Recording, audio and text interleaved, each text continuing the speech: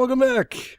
The Ultimate Feed the Beast Reloaded episode 33. I am Enigmius, and today we are still working on the Mega Creeper. That's right, these mega projects take a lot of time sometimes, and sometimes they take a lot of time for no good reason.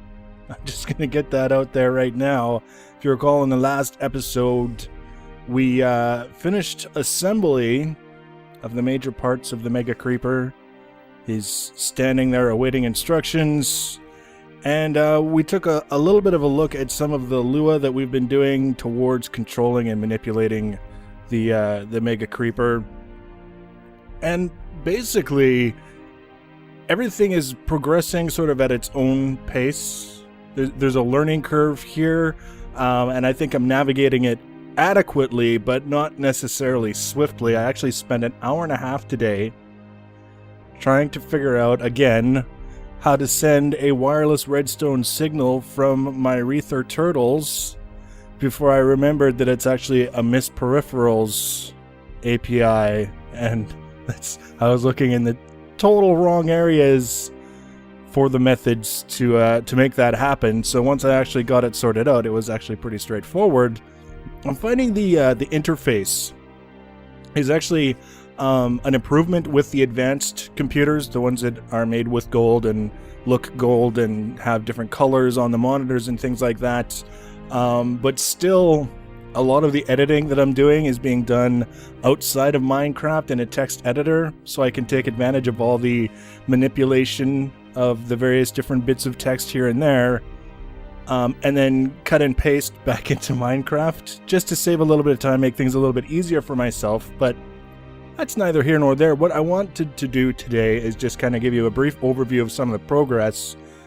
May not seem like a lot, but every little step that we get a little, towards the goal is actually going to accelerate over time as we get some routines under our belt that make things faster and more convenient. Right now, we're sort of in this stage where we're taking a lot of the raw information and converting it into something that we can easily manipulate, so that what looks like this really complicated task all of a sudden becomes just a few commands, and voila, crazy things are happening. So one of the first things that I wanted to get dealt with that is almost completely there is the large monitors up in the head, and being able to change what's being displayed on those monitors so that we can have it looking like just a blank side of a creeper head, or looking like the face of a creeper, or whatever.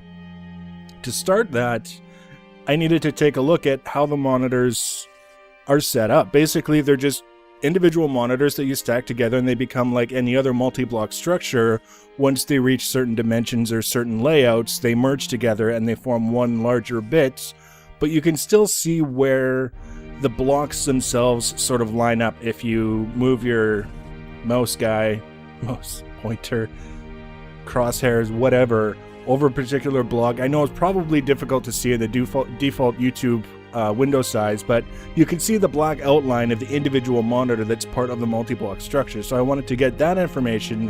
What are the coordinates of each of these individual monitors within the larger monitor, so that I can then make it look like we've got covers, just like I do for the rest of the creeper with the skinning.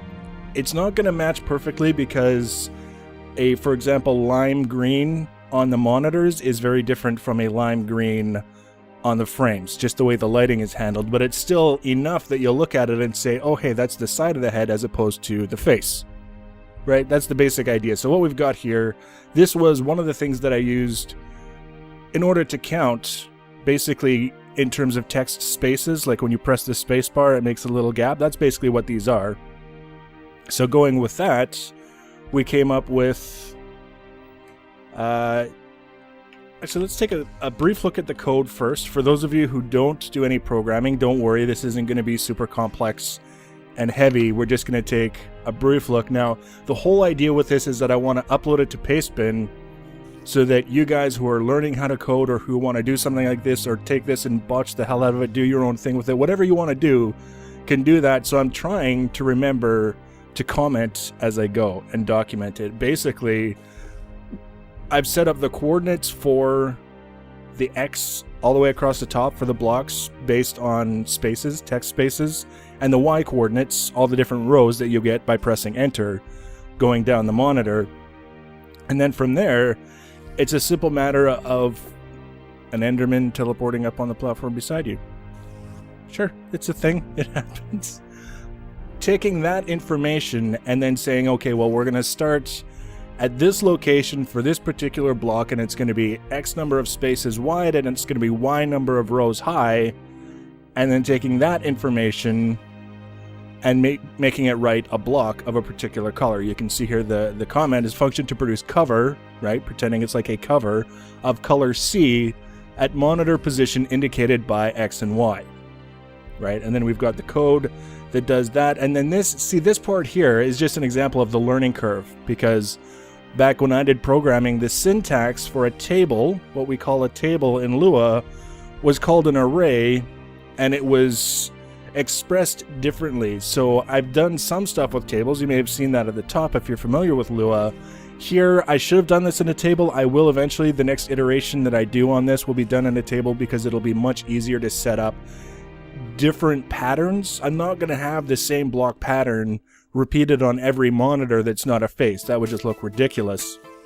So we're going to have a number of them, and the easiest way to do that will be to set it up in a table and then just go through the table in a loop to produce the results. But for testing, this was adequate for me to get an idea, and I can say the 6th monitor over and the 3rd monitor down, I want it to be a light gray square, for example. Or the 8th monitor over and the 5th monitor down, I want it to be a green square, the darker green. So that's basically what this is doing, and this produces just a sample to give you an idea of what this will look like. So then we've got the main function that does these things, and it calls the main, and we say that's all well and good. So we go from this here with the super little itty bitty mini guys, whatever, and that was test app 2.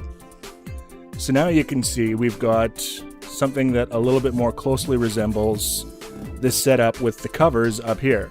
Now obviously we're not going to have the brown outlines around the frames, and you can see already it's not going to look the same as the wool covers. It's not going to be an exact duplicate, but it's going to be close enough. I'll be satisfied with it, just because the option was either do it this way or have faces on all 4 faces of the head, or only allow the creeper to move in one direction, because that's the only side that we've got a face on. There was like the lesser of 3 evils, and this was definitely the lesser of those 3 evils. So we're still going to have the gold outline, no brown outlines for the frames, and they aren't going to have the texture on them that the wool covers do, but it should be all right. And like I say, now this was just a sample. I wouldn't, for example, have the 3 gray covers that way. I would tweak it and adjust it until I was happy with it as an individual sort of collection of covers. And then that would go as one of the different options that a monitor could display, one of the large monitors, as well as taking something like this and then superimposing the images for the face, whether it's the eye or half of the sad face that the creepers have or whatever. All the tools that I need are now in place. I just have to basically sit down and take the tools and paint the different faces. It's not so much coding anymore as it is just getting down to the creative and providing myself with the different options that I want. So that's step 1, was dealing with the monitors up on the head, and I would say we're about 80% there. The next step was moving anything, quite frankly, any of these modules, the head, the legs, the torso, with one of these little turtles. Now like I said, this is where I got stuck, because I came up with the plan, I made the Reether turtles, and then I got sidetracked. We were doing other things with Minecraft, and I forgot that the Reether module is part of a Miss Peripherals app and not the computer craft, so it took me a really stupid long time to remember how to set myself up to use the wireless redstone.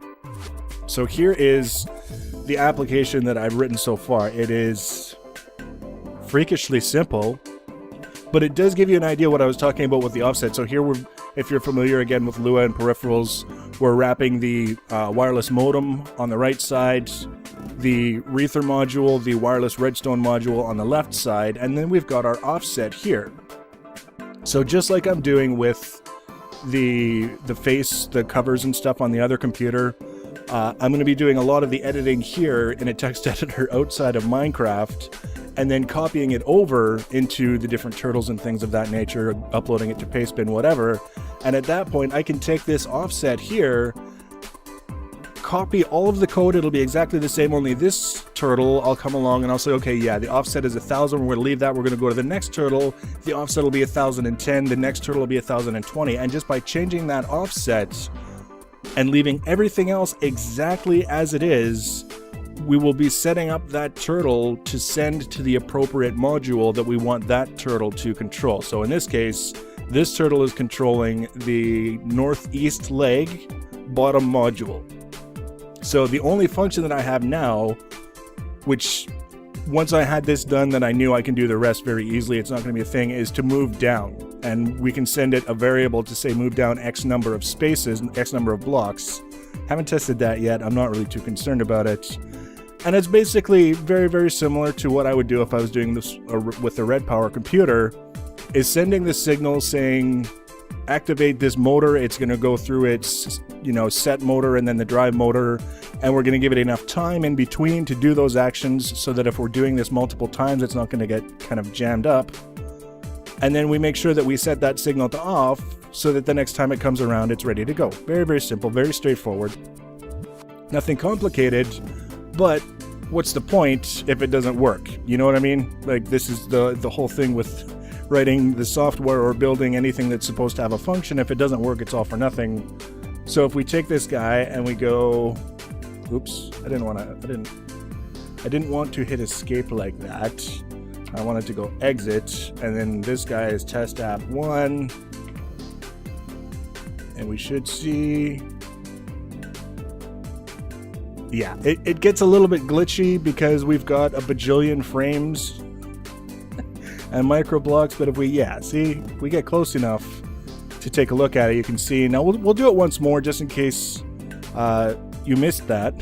Because, before it was 1 block below this module, now it's 2. So we'll execute the Turtles program once more, and it will do its thing and move 3 blocks down, and all we have to do is run it again.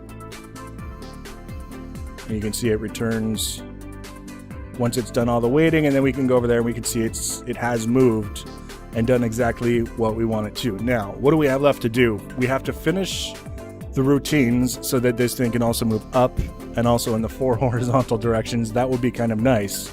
We have to write the routines so that this computer down here can communicate with each of these turtles, which really won't be all that complicated or difficult.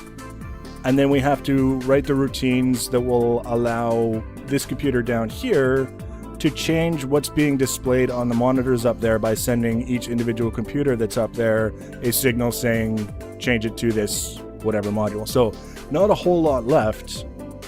Once all of that is done, all of the basic control routines are done, then we can start scripting to move modules in groups so that instead of just looking like a collection of cubes with creeper skins, it will have legs that move like a creeper's legs. It will have a torso that moves along with the legs, so the whole thing looks like it's moving. The head will move along with everything.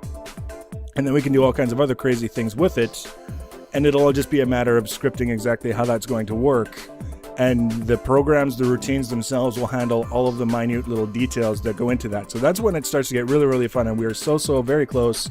I would expect the next episode we will be showing off some of the early movement routines for the creeper. We should have all of the monitors up there working with their different covers. We should have a face on the creeper, and then it'll just be a matter of milking it for all the entertainment value that we can muster. So another abbreviated episode because there wasn't a ton that I could show you.